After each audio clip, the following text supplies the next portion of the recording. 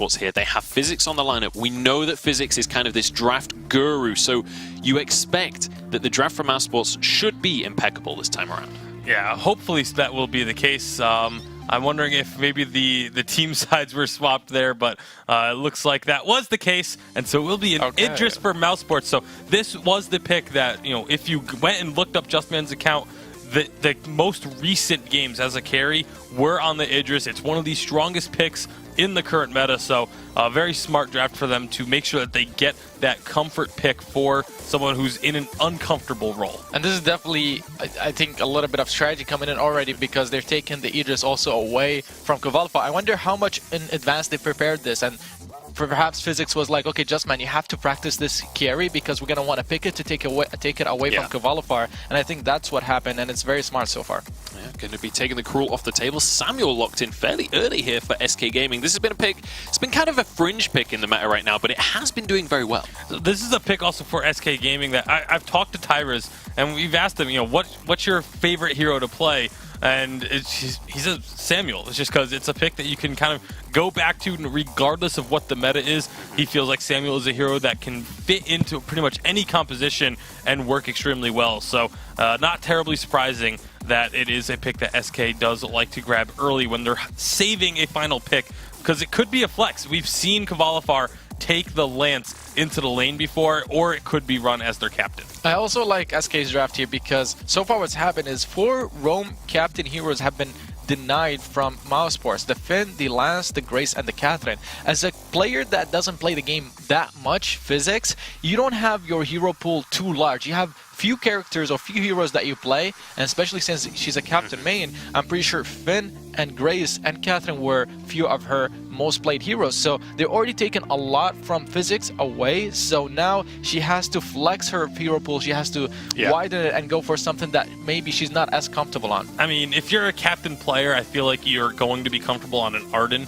Like, and that's something that should be in every single captain player's repertoire to be able to pull out, because it is one of those kind of standbys that usually doesn't get focused in the draft, but can come out with the glaive. It would make a lot of sense as well. So that is going to be the Arden pickup. Again, just very standard. If both the Catherine and the Grace, the only other one that could have been, thought of would be Elvira, but I think they really want the extra durability and the frontliner, because you have a Samuel on the other side who's going to be throwing out that directional damage. You stack up a whole bunch of shield and just stand in front of it and protect your carries. Absolutely. Now, Samuel already locked in for SK. Zoro, what are you expecting them to finish this composition out with? Honestly, they can go multiple different ways with it, because they can play the Lance in lane just so that they have a lot of early game and mid game pressure, combined with the Samuel. That's going to be a huge mid game power spike that they can push against the CP Idris. Then, other than that, they can put Lance in the roam and pick up something for Kvalifar. But because Idris is already away, he hasn't played too many other heroes that he's been very successful on. The Celeste, the Scarf, the Mages have not been his best picks this season so far. So I think they would do better with the last lane, but let's see what they choose. They go for the Black Feather. That's the other pick that I wanted to mention that he's played, and he's played it very well. The only thing is that Mousesports have a much stronger late game just because of the Idris, or CP Idris, and at the same time, they have a fairly decent mid game with the Glaive Afterburns and the Gauntlets coming from Arden. So I like the Mousesports draft is very well rounded. At the same time, though, SK have a huge mid game power spike when Samuel can come up to lane and siege turrets. All right, so the situation for SK then is once they get to sort of level 8, once they get to that mid game area, they need to be in the lane making sure the siege happens. Yeah, and they're going to have to be there even more so, because early on, Mousesports should be in the lane trying to take care of this Black Feather before he hits level 6, pick up a multiple kills on him, use the Afterburns along with the Vanguard, and you should be able to just delete this Black Feather in the lane multiple times, but you have to be careful because of that Samuel. All right, well, we'll see how this one is going to pan out. It's just about time to jump into our very first game of this week of the Vainglory 8. It's Mouse going up against SK. Let us know who you're supporting on Twitter using that hashtag Vainglory 8. But it's just about time to pass it over to our casters and get on into the very first game of this week. So casters, please take it away as we head onto the Halcyon Fold. Bring Europe home today, and we got Mouse versus SK as our first matchup here. SK on top of the board in Europe, Scoundrel, looking to make a bid for that world spot at the end of the season. They're certainly looking like the team to take it away, but what a shake-up here. I'm the Doom going into lane with the CP Idris. Zix coming in, obviously, as the captain role, the drafting expert, but also as you have got plenty of stories I'm sure you could relay over the course of forever. I've got quite a lot of experience in the high-level European solo queue ladder as well, but SK off to a very, very aggressive start here, trying to push advantages against a team that might not be quite on top of their form right now, Darcy. Right, no, that's fair enough to say. Tricky, no longer in that carry position. It's going to be I'm the Doom taking that helm. In this match here, perhaps we see Justban shift over if things don't go so well in game one here. Mouse really trying to figure themselves out at the moment, and like you mentioned, they brought Physics in, who I guess the rest of the community will know as Cloud9's drafting queen. This is her competitive debut on the Vainglory 8 stage. Absolutely, and if I were to give a hyper carry to any member of the Mousesports lineup and say I trust you to mechanically play this incredibly well, it would be I'm the Doom. I'm the Doom probably is one of the best mechanical players we have in the VG8 right now. He's very, very good in that aspect, all coming from that status that he had in the previous seasons of a CP Kestrel one trick. He's now expanded that repertoire, put a lot of time and effort into increasing his hero. Looks really, really good. But Cavalifar's one of his old favourites here, Dalsy, on his Black Feather.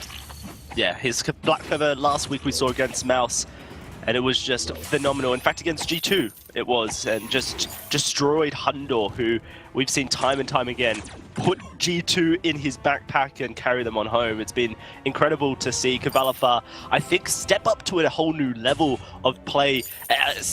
One thing about Cavalifar that people will say is that he's got the brains, but does he have the mechanical skill? This season he's certainly stepped up. As a team fight breaks out, I'm the Doom should be able to escape here. Justman will tank up Tyrus's Malice and Verdict, but Physics looking like she's very low. She might be able to escape this one just about with the healing flask, get the health she needs to stay alive.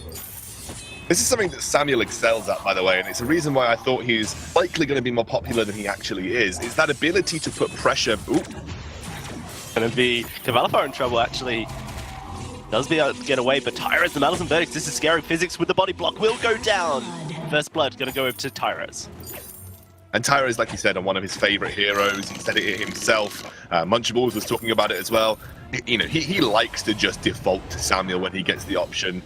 He was kind of made his name on Samuel, Dalsy. Like, him playing Samuel was what kind of gave him that title of one of the rookies coming in, one of the best rookies coming into the VG8 this season in Europe. And Samuel was kind of what he etched his namesake with. So back on that hero now in this current update. And I was just mentioning that drifting Dark Malice and Verdict is a very good way, especially when you just walk into lane, to burn that early sustain of the healing flask, and you can just come back over and over again, siege the enemy lane and siege the enemy turret so easily because of what Samuel brings to the table.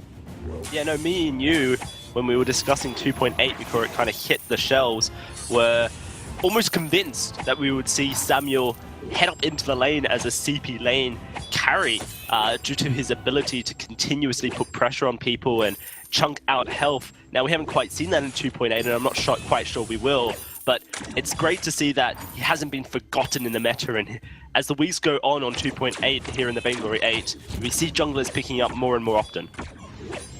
Yeah, I think with Samuel specifically, as we've got Mouse trying to defend quite aggressively. Their first turret already down to a very low amount of HP. And this is what I'd like to see people do with Samuel, by the way, Dalsy. You excel at around the 4 to 6 minute mark of just being a monstrous turret-taking machine. Your siege is incredible. And that's where you really want to use Samuel too. You pop that Drifting Dark, siege that turret, take it down as quickly as you physically can, especially now that it's weaker than it used to be.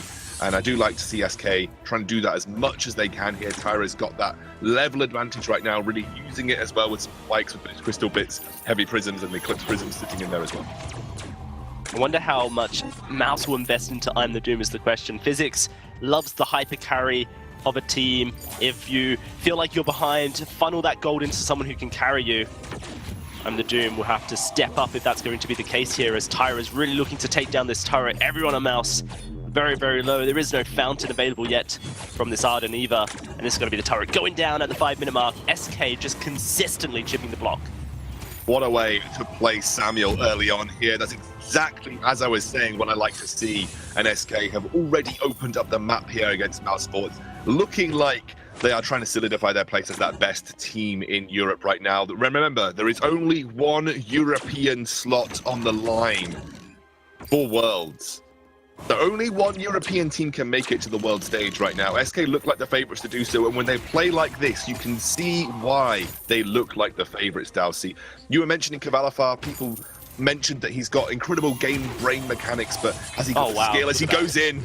Justman just immediately taken away by Tyras there. All just set up due to a bit of over-aggression coming out of Mouse. I'm not quite sure they've figured out their place in this game just yet. Look at the gold, it's only 3,000, and you may look at that with the naked eye and go, okay, 3,000 at 6 minutes, that's a fairly decent lead, but what does that actually mean for power? It means that Mouse can't teamfight, especially with a CP address, and look, they're looking to contest this Crystal Sentry, but can they do so is the question. Eggman may go down here. Oh, and Oblivion puts them all to sleep. Physics will jump in to try and secure that. Doom actually gets it with the Chakram. A 1-for-1 trade, not bad. Captain for captain here. Can Mouse get out alive is the question. Justman. Over the wall he goes. Kavalafar charging forward as Tyra's going to cut him off. He's trapped between a rock and a hard place, and Tyra's will happily keep him standing. Kavalafar will knock him down. It's 4-1 to SK. Aggressive maneuvers already coming out, putting pressure on the late game scaling CP Idris. They have been heavily trying to sort of aggress onto the Mousesports side of the map, and I really like that simply because you know that when you go up against the CP Idris, you're on a timer. Now, Dowsey, the CP or Idris fanatic that you are, the Frostburn comes out. Now, this is an everlasting debate. North America thinks it's bad, Europe thinks it's good. I think it has situational purposes.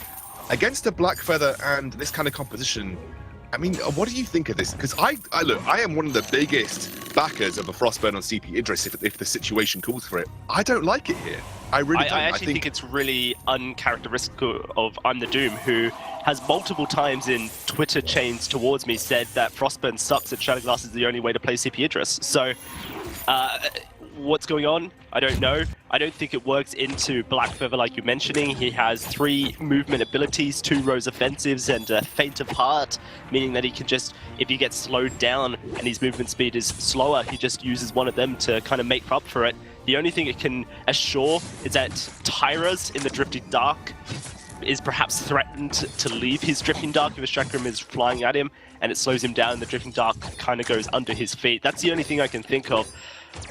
That's a slim line of, right. of reasoning, right? Like, if I were playing against Samuel, I'd be more concerned with trying to burst him than I would be trying to slow him down. Agreed. Yeah. And the weirdest thing for me is the fact that it's I'm the Doom doing it. After so many times insisting that Shadowglass is the best way to play CP Idris, picking up a Frostburn here, it seems weird. That's all I can say. It's less weird maybe that he's picked up the alternating current second. I know that's pretty standard on a lot of Idrises, but maybe he's looking to go for the basic attack kiting focus build. I still don't think it's great, but there is some theory there, maybe against the Lance, maybe against Kavalafar once he's used those movement speed and gap closing abilities. But, you know, like I said, I think it's suboptimal for maybe what you want to achieve as Justman again, getting picked off right at the front here. He's been a punching bag. Mousesports have really struggled, and here comes the second tier turret under siege by SK. One thing is Doom actually going to get impaled here. Knocked up against the wall, but Justman disengaging Hegman. One things I really dislike about Arden is if you fall behind any which way, levels 1 to 6 on Arden, and the rest of your team is behind, you don't have many catch-up ways to save your teammates, as we see Justman get just taken on down here. This turret will fall as well. Physics now, she has the gauntlet available, but that can only really be used defensively at this point, you feel, for Mouse, as SK have such a power lead at this point until we see that broken myth finish for Doom.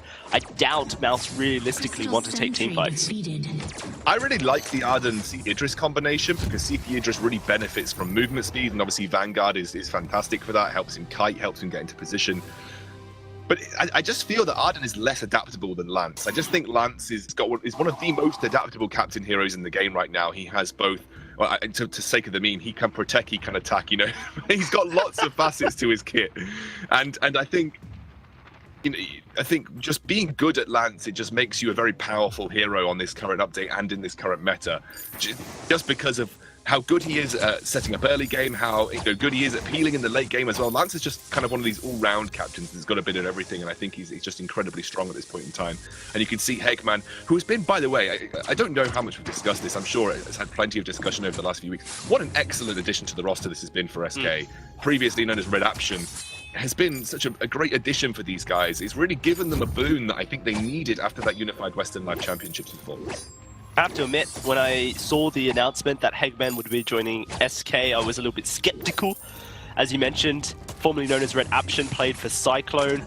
You know, the Voldemar Radha combination, which was, you know, a team that had many ups and downs, and I didn't really understand why SK would favor Redaption comparatively to other captains, perhaps. But I think he's really been able to shine in this roster of SK Scoundrel, really being able to show what he's about, what he knows, and how he can adapt and really provide what his teammates need. And when you've got the likes of Tyros and Kavalifar by your side, there's a lot to work with there.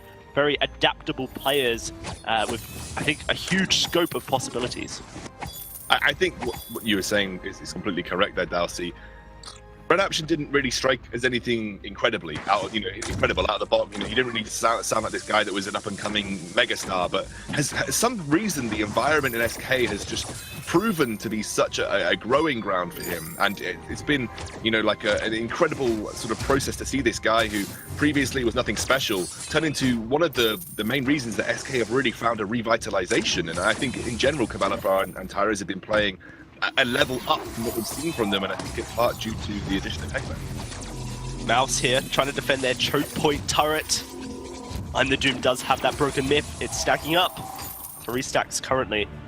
Is this the time for Physics to pull the trigger and go for a gauntlet in, try and trap up Tyras, or will it all just be Mouse biding time, looking to scale up? Justman, he's split from the team. SK just constantly trying to put I'm the Doom under pressure, but a great Shroud Step will get him to safety here. Here comes the Malice and Verdicts. The turret will be okay for now. There's the gauntlet laid down to protect it by Physics.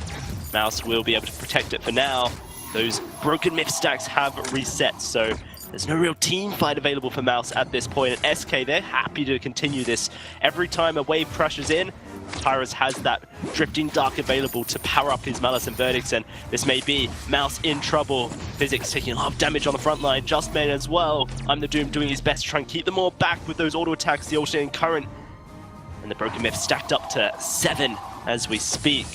Mouse, I just don't feel have the damage, and they've already used their gauntlet, which means that engage here is very difficult for them, and Hegman wants to be aggressive. Look at that. Everyone is in trouble here as Doom trying to escape with the Shimmer Strike. Justman will be able to get the healing tree, and Kavalifar goes very low, and Fountain comes out. This might be Kavalifar going down. No, never mind. Oblivion goes out, and Physics is put to sleep. I'm the Doom on the back line, and impaled next too, and that's going to be everyone falling on the side of Mouse. It ace for SK.